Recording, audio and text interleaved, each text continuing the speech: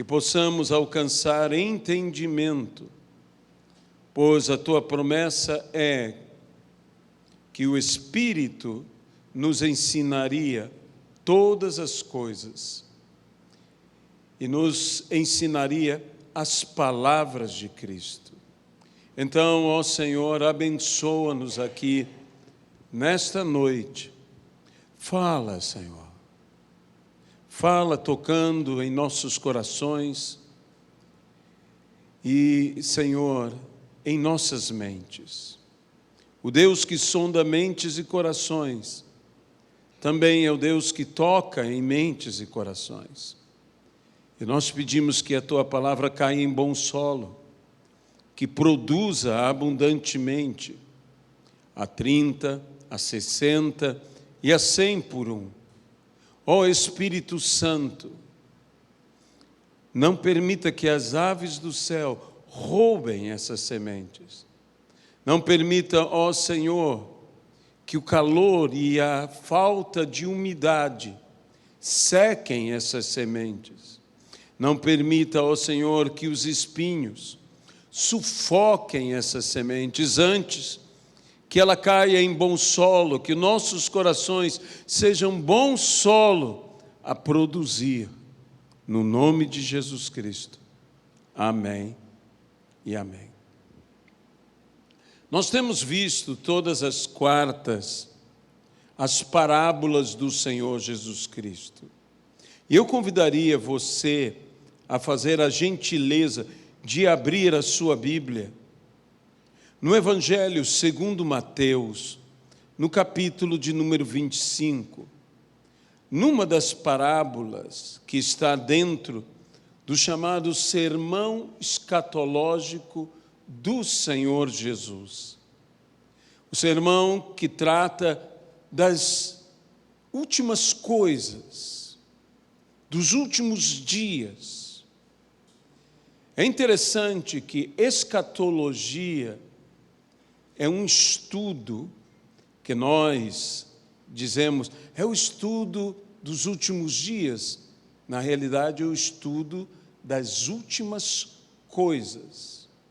E a palavra escato, ela vem do resultado de todo um processo digestivo. Isso é que é escato. E escatologia é algo que depende, portanto, de todo um processo de alimentação da palavra, para que entendamos o que a palavra tem a dizer a cada um de nós. E nesta parábola maravilhosa, a parábola das 10 virgens, nós encontramos o seguinte texto: então, o reino dos céus será semelhante a 10 virgens que, tomando as suas lâmpadas, saíram a encontrar-se com o noivo. 5 dentre elas eram nécias. Em algumas versões, você encontrará a palavra loucas. E 5 prudentes. Em algumas versões, não apenas prudentes, mas também sensatas. As nécias, ao tomarem suas lâmpadas, não levaram azeite consigo. No entanto, as prudentes, além das lâmpadas, levaram azeites nas vasilhas. E tardando o noivo, foram todas tomadas de sono e adormeceram. Mas, à meia-noite, ouviu-se um grito: eis o noivo, saí ao seu encontro.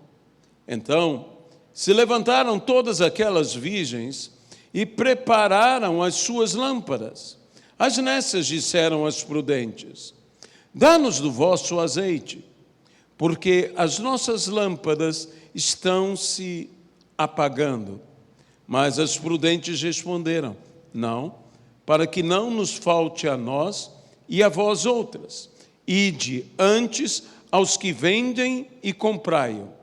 E saindo elas para comprar, chegou o noivo, e as que estavam apercebidas entraram com ele para as bodas, e fechou-se a porta. Mais tarde, chegaram as virgens nécias, clamando: Senhor, Senhor, abre-nos a porta. Mas ele respondeu: em verdade vos digo que não vos conheço. Vigiai, pois, porque não sabeis o dia nem a hora. Que Deus abençoe a sua palavra em nossas vidas. Este é um texto que nos fala sobre dois tipos de pessoas dentro do que nós chamamos a Igreja de Cristo. Os prudentes, e eu esperaria que dissessem os imprudentes, mas se fala os nécios ou os loucos.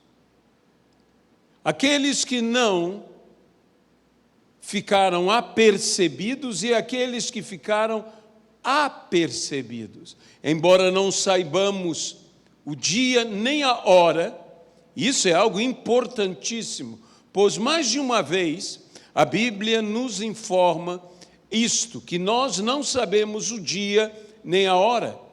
E toda tentativa de saber o dia ou a hora será frustrada. Por quê? Porque em outro texto a Bíblia nos diz, e foi o próprio Senhor que falou aos seus discípulos, dizendo: não vos compete saber dias ou horas que o Pai reservou para o seu próprio, para o seu exclusivo conhecimento. Então, só o Pai sabe o dia e a hora. Estamos falando do dia e a hora da volta do Senhor Jesus. Mas me chama a atenção nesse texto que diz: entardando o noivo. Entardando o noivo. Eu não tenho dúvidas, pelo que eu leio no Novo Testamento, que provavelmente a igreja do primeiro século esperava que em seus dias voltasse Jesus. A tal ponto de Paulo, na Epístola dos Tessalonicenses, ter que esclarecer melhor essa temática para que eles compreendessem. Isso não acontecerá sem que primeiro venha a apostasia. O apóstolo Paulo tinha um entendimento, uma revelação a respeito da volta do Senhor Jesus Cristo. E percebeu que a igreja estava, digamos assim, equivocada em achar que era exatamente para aquele período. Quando voltará o Senhor? Não sabemos. E por causa disso, muitas vezes, nós vivemos o resultado da tardança, da demora. E qual foi o resultado desta demora? Foi o sono.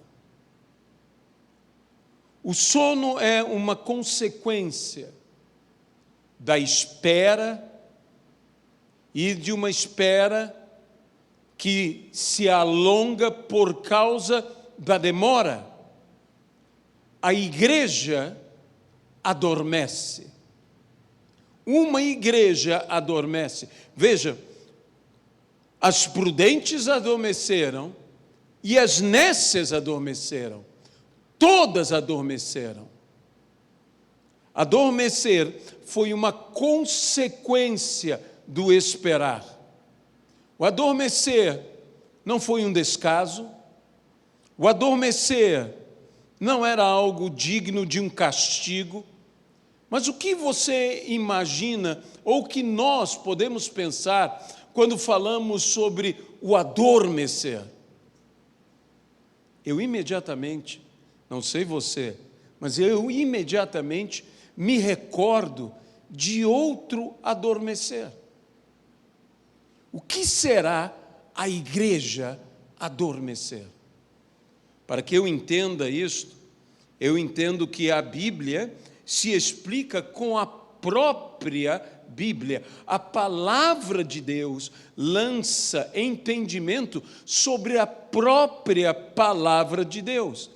E Jesus, no Getsemane, falou com os seus discípulos: ficai comigo, a minha alma está angustiada até a morte.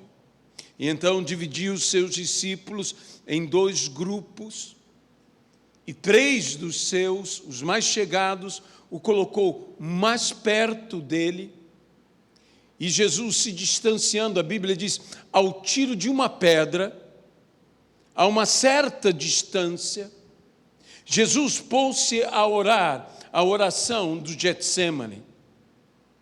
Mas a Bíblia diz que eles estavam tristes, e os seus olhos se tornaram pesados, e eles dormiram. Ao passo de 1 hora, Jesus volta aos seus discípulos e os encontra dormindo. Os desperta, passa a orar de novo, novamente eles dormem, e 3 vezes isso sucede. Por 3 períodos os discípulos dormiram baixo de uma tristeza, de uma melancolia, de uma depressão, nós poderíamos até mesmo dizer isso. Jesus estava aflito, Jesus estava angustiado, ele mesmo disse, a minha alma está angustiada até a morte. E ele fala ao Pai, mas fala também aos homens. E o que diz eles aos homens? Ficai comigo, permanecei comigo, vigiai comigo, esperai comigo. Há algo de semelhante entre esses 2 textos. Quando a igreja adormece, quando a igreja não persevera, digo eu, em oração. Quando a igreja não persevera em oração, em vigiar orando, lembre-se que o Senhor Jesus disse, vigiai e orai. Quando a igreja não vigia e ora como deve vigiar e orar, a igreja adormece. A igreja adormece. E aqui, essas 2 realidades de uma mesma igreja, aqueles que nós poderíamos dizer os sinceros seguidores de Jesus Cristo e os que apenas caminham, mas não seguem. Estão juntos, mas não fazem parte. Por quê? Porque não têm a mesma dedicação, a mesma prudência. Me chama a atenção um texto que aparentemente todas eram iguais. São 10 virgens. Não estamos falando aqui de 5 virgens e 5 que não eram virgens. São 10 virgens. As 10 esperam o momento da volta do noivo. As 10 têm lâmpadas. As 10 estão vigiando. As 10 adormecem. Até este ponto, não percebemos uma distinção, mas desde o início a distinção é dada. é a prudência. E o que é a prudência? A prudência é estar preparado para o inesperado. Prudência é algo interessante, pois o Senhor Jesus mesmo, em uma outra ocasião, disse: eis que eu vos envio como ovelhas para o meio de lobos. Sede, pois, prudentes como as serpentes e simples como as pombas. Prudência e simplicidade é algo que o Senhor Jesus pediu de todos nós, por um motivo, porque Ele nos envia como ovelhas. A palavra no grego é ainda mais chocante, porque diz como cordeiros, cordeirinhos, para o meio de lobos. Onde está a prudência de uma ovelha? Ou como uma ovelha pode ser prudente? A primeira evidência da prudência de uma ovelha é estar próxima ao pastor. Quanto mais próxima ao pastor a ovelha estiver, tanto mais protegida ela estará. Então ela manifestará prudência em estar próxima ao pastor. E quem é esse pastor? Eu não estou falando de pastores como eu ou qualquer outra pessoa, eu estou falando do bom pastor. Eu estou falando de estarmos próximos ao Senhor Jesus Cristo. O quão mais próximo estivermos dele, tanto mais protegidos estaremos por ele. A segunda grande manifestação da prudência de uma ovelha é estar junto ao rebanho. A ovelha desgarrada é a ovelha mais imprudente que existe. Ela se afasta do pastor e se afasta do rebanho. Ela não está junto aos dois elementos que lhe protegem. O pastor a protege e o rebanho a protege. De modo que uma ovelha prudente é uma ovelha que está próxima ao pastor e é uma ovelha que não se afasta do convívio do rebanho. Não anda só, não vive desgarrada, mas vive, aí eu vou usar um termo que não é o correto, agarrada, vive unida ao rebanho. Nós não podemos nos afastar, mas isto é um grande desafio para nós. Por que é um grande desafio? Porque o pastor é bom, ele é o bom pastor. Mas o rebanho não é todo bom. O nosso problema não é com o pastor, pelo menos eu espero que não seja. O nosso problema, muitas vezes, está no meio do rebanho. E o próprio Senhor Jesus, quando falou essa palavra, ele disse dentro de um contexto muito interessante, porque ele disse: eu não vos estou enviando, senão para as ovelhas perdidas da casa de Israel. Não andeis no caminho de gentios, nem entreis em cidade de samaritanos.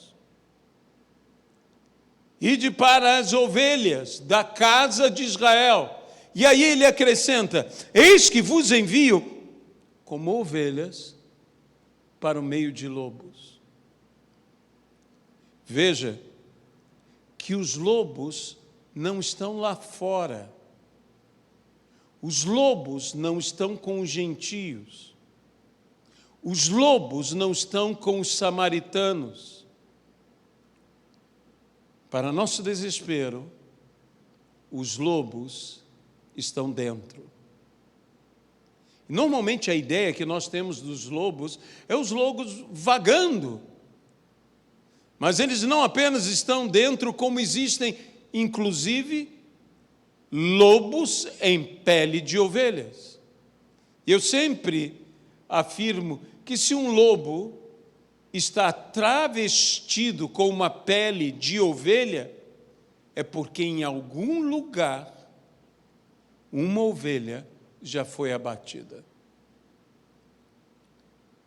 Então, nós temos que ter essa prudência. Jesus está dizendo, sejam prudentes. Acima de tudo, é aproximar-me, unir-me, cada vez mais, a este que é o bom pastor, a este que é Jesus Cristo. Mas, nessa parábola, que fala da volta do Senhor, fala sobre um adormecer. E como eu fiz o paralelo, eu creio que muitas vezes o grande problema é quando adormecemos e não oramos. Quando o cansaço nos toma, a palavra nos diz, e tardando o noivo, foram tomadas de sono. Essa expressão, tomadas de sono, como foi traduzida na revista e atualizada, ela é, em algumas versões, traduzida de uma forma um pouco diferente. Começaram a pestanejar. Seus olhos começaram a fechar. Havia manifestações que evidenciavam que elas estavam cansadas, que elas iriam adormecer. Só que o sono não é em si um erro. O sono é algo natural.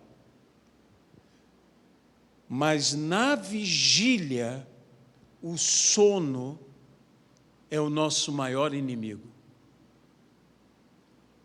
Quando temos que vigiar, porque a vigília é permanecer alertas, o sono, que é algo totalmente natural, é o meu principal inimigo, meu principal problema. Por quê? Porque eu tenho que estar como uma sentinela. Mais uma vez, digo, estar apercebido. Muitas vezes, nossos grandes problemas não estão em pecados grosseiros, mas está apenas em fraquejarmos, em não permanecermos atentos. A atenção é algo importante numa vida realmente consagrada ao Senhor, mas parece-me que será inevitável que, veja bem, todas dormiram. Então, escatologicamente falando, a igreja adormecerá. A igreja adormecerá. Por um motivo só, porque tarda o noivo. A igreja adormecerá. E isso eu não estou querendo aprovar o adormecer, eu não estou querendo incentivar o adormecer, eu estou dizendo que há coisas que acontecerão, mas se a igreja adormece, o apóstolo Paulo diz: já é hora que desperteis. Há algo que tem que acontecer antes da chegada do noivo, que é algo maravilhoso, chamado despertamento. O despertamento, que é um dos sinais da vinda do nosso Senhor e Salvador Jesus Cristo. A igreja será despertada. Interessante que quando nós falamos dos sinais da vinda do Senhor Jesus, se fala de tantas coisas, se fala de guerras, se fala de pragas, se fala de doenças, se fala de rumores de guerra, se fala de fome, se fala sobre destruição, se fala sobre tantas coisas, mas Jesus, no capítulo 24 do mesmo texto, quando Jesus fala sobre todas estas coisas, Jesus disse: vede, versículo 4, e ele lhes respondeu: vede que ninguém vos engane, que não haja engano, que vocês não sejam enganados por pessoa alguma, incluindo vós mesmos. Quando eu engano a mim mesmo, quando eu me equivoco, não se engane. E Jesus falando sobre todas essas coisas que nós colocamos, e normalmente são as que mais citamos como a evidência do fim, Jesus disse no versículo 8, tudo isto é o princípio das dores. Diz, ainda não é o fim. Ainda não é o fim. Versículo 13. Diz, aquele, porém, que perseverar até o fim, será salvo. E será, versículo 14, pregado este evangelho do reino por todo o mundo, para testemunho a todas as nações. Então, só então virá o fim. Meus irmãos, uma das maiores, se não a maior evidência que logo o Senhor virá é o despertar da igreja. Quando a igreja é despertada. E como a igreja é despertada? Diz, à meia-noite, ouviu-se um grito, eis o noivo, saí ao seu encontro. Nós estamos esperando a volta do Senhor, mas nós não podemos esperar, segundo esse versículo, estaticamente, passivamente, a volta do Senhor. Nós temos que esperar dinamicamente a volta ao Senhor. Porque veja, sair ao seu encontro. Em outras palavras, movam-se. Movam-se. E aquelas virgens prudentes tomaram as suas lâmpadas, tomaram os vasos com azeite. Eu imagino, agora imagino elas realimentando as lâmpadas, reabastecendo o combustível para que as lâmpadas se mantivessem acesas. Foi aí que as nécias ou loucas disseram, dá-nos do teu azeite. E a resposta delas é interessante. Não. Não é a resposta, talvez, que eu esperasse, porque quantas vezes somos incentivados pelas Escrituras de compartilharmos o nosso pão. Se diz, se você tem 2 túnicas e o teu irmão não tem nenhuma, dê uma túnica ao teu irmão. E assim por diante, a Bíblia nos fala tanto de sermos solícitos, solidários, assistindo aos outros em suas necessidades. O apóstolo Paulo louva até mesmo dizendo: tal foi o montante da oferta que eu sei que alguns de vocês deram além do que podiam dar. Deram por amor. Então, o que há aqui que não se pode dividir? Algo que eu não posso dar a outro, porque senão ao outro não lhe servirá, faltará de qualquer maneira, e a mim faltará. O que é isto?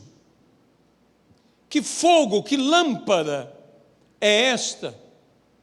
Jesus, falando sobre a luz e os luzeiros, dizendo: vós sois a luz do mundo. Ele não estava se referindo à luz plena, à luz que Ele é a luz.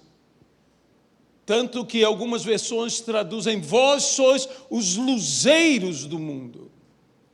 Vós sois o que trazeis ou carregais a luz no meio das trevas, que tendes as lâmpadas acesas. Estejam acesas as vossas lâmpadas, diz a palavra. E aí diz: para que os homens, vendo as vossas boas obras, glorifiquem ao vosso Pai que está nos céus. Agora, é interessante porque essas lâmpadas que iluminam, essas lâmpadas que fazem os homens ver, porque se Deus não está sendo glorificado, se o Pai não está sendo glorificado, ou é porque as nossas lâmpadas não estão acesas, ou é porque não estamos fazendo as obras, as boas obras que deveríamos fazer. De modo que lâmpadas e boas obras estão conectadas. E boas obras são coisas que cada um faz por si. Não adianta eu fazer muitas boas obras e dizer a uma outra pessoa: fica com algumas das minhas boas obras, porque ela obra nenhuma fez. Nenhuma obra boa fez. E quando nós pensamos aí nessas boas obras, nessa unção que não falta, nesse azeite, nessa lâmpada que não se apaga, nos lembramos de outro texto escatológico, onde Jesus Cristo diz: vinde benditos do meu Pai, entrai no descanso, preparado desde a fundação do mundo. E disse: por quê? Porque eu tive sede e me deste de beber. Eu tive fome e me deste de comer. Eu estava nu e vestistes-me. Eu estive enfermo e me fostes visitar. Estava preso e fostes ver-me. Era estrangeiro e recebeste-me. Tudo isto são boas obras, são boas ações. Agora, veja o que é dito daqueles que não entrarão. porque essas são as que entrarão, a que viram e atenderam nas necessidades. E as que não entrarão, diz, porque eu tive sede e não me destes de beber. Porque eu tive fome e não me destes de comer. Eu estava nu e não me vestistes.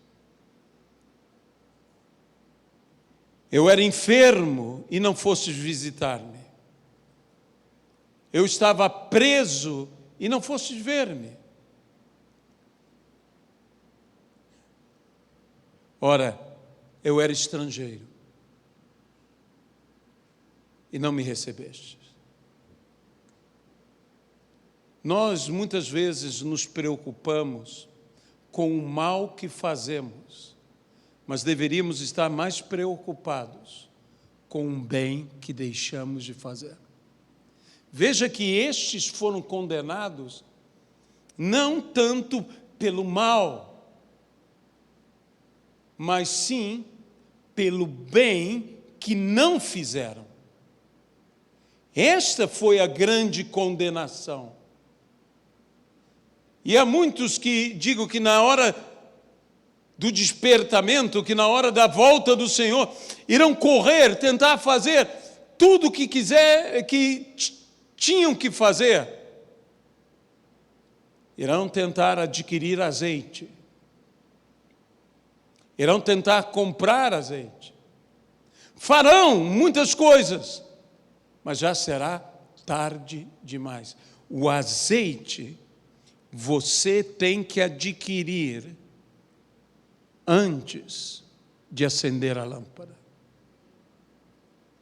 Você não pode esperar que chegue a quase se apagar a lâmpada para adquirir azeite. Você deve adquirir enquanto é tempo. E a Bíblia diz, aí eu volto à oração, buscai ao Senhor enquanto é tempo, enquanto se pode achar. E Jesus vem a hora que não se poderá mais trabalhar. Enquanto é dia, trabalhai, porque virá a hora que não se pode mais trabalhar. Então, façam enquanto é tempo. Este é um grito, que eu espero que seja um grito que nos desperte. Desperta, igreja. Nós precisamos nos despertar. Nós precisamos voltar a orar. Onde está o povo que ora, que ajoelha? Sabe de uma das coisas que me chama a atenção? Que tudo que Jesus fez, o fez para nos ensinar. E uma das coisas que Jesus fez foi agonizou em oração. Onde está o mesmo desespero, a mesma agonia em orarmos ao Senhor? Sim, quando temos nossos problemas, talvez nos desesperemos um pouco mais, mas quantos de nós estamos agonizando, pedindo ao Senhor algo? Como John Knox, o profeta da Escócia, o reformador escocês, ele clamava a Deus: Senhor, dá-me a Escócia, ou tira a minha vida. Eu tenho que ser sincero que eu nunca cheguei a orar assim pela minha nação. Quando eu leio isso de John Knox, eu falo: Senhor, isto é agonizar. Porque existe uma forma de orar, que é uma forma que dá resultado, como disse Débora, e com isso eu busco terminar. Débora diz: por-me-ei como mãe e orarei por esse povo. Existe um movimento internacional chamado As Déboras, mães que oram pelos seus filhos. Mas Débora orou por sua nação como uma mãe ora por um filho. Essa preocupação materna, esta angústia materna, deveria existir em nós. Mas muitos de nós já estamos dormindo. Ouviu-se um grito. É necessário que haja o grito que desperte toda a igreja. E todos aqueles que forem prudentes, aqueles que tiverem unção mais que o suficiente. Nós não podemos estar buscando apenas o suficiente. Sabe, nós temos que estar cheios do Espírito Santo. Quando eu penso em unção, eu penso numa vida cheia do Espírito Santo. Eu não quero ter apenas uma visita do Espírito. Eu não quero que Deus seja uma visita na minha vida. Eu quero que Ele more na minha vida. Porque diz que os nossos corpos são santuário, são morada do Senhor. Então, eu não quero Deus como uma visita. Deus como uma visita é ter uma experiência, é ter uma chama por um tempo, mas que vai se apagar. Mas Deus morando é ter azeite para repor, e não lhe faltará azeite sobre a sua cabeça. Senhor nosso Deus, Tua palavra nos desperta, Tu que dormes. Levanta-te dentre os mortos, e o Senhor te iluminará. Senhor, nós precisamos, Senhor, realmente tomar uma decisão de não tê-lo apenas como uma visita em nossas vidas. Oh, Jesus. Mas vem e faz morada. Mora, Senhor, no nome de Jesus Cristo. Se alguém nessa noite que pela live nos assistiu e está dizendo: como isso pode acontecer? Como eu posso não ser apenas visitado, mas sim ter a presença sempre com Ele? Se alguém ouvir a voz de Jesus e abrir-se, crer na palavra dEle, crer nele, diz: eu e o Pai veremos e faremos nele morada. Então você pode nesta noite aceitar a Jesus como seu Salvador, e Ele virá à sua vida e fará em você morada, e Ele estando em você, não te faltará azeite. Senhor, eu oro por esta pessoa que nesse instante toma Jesus como seu Senhor e Salvador e abençoo esta vida, pedindo que ele realmente sinta agora a presença do Senhor tomando conta de todo o seu ser. Sem Jesus é impossível. Com Jesus tudo é possível. No nome de Jesus Cristo. Amém. Se você aceitou a Jesus Cristo como Senhor e Salvador, venha à nossa igreja se você puder. Se não puder, procure uma igreja próxima da sua casa e Deus te conduzirá e te abençoará. Mas seja uma ovelha prudente. esteja perto do bom pastor e sempre junto ao rebanho. No nome de Jesus Cristo. Pai, leva-nos agora em paz e em segurança, de volta aos nossos lares. Livra-nos de todo e qualquer mal.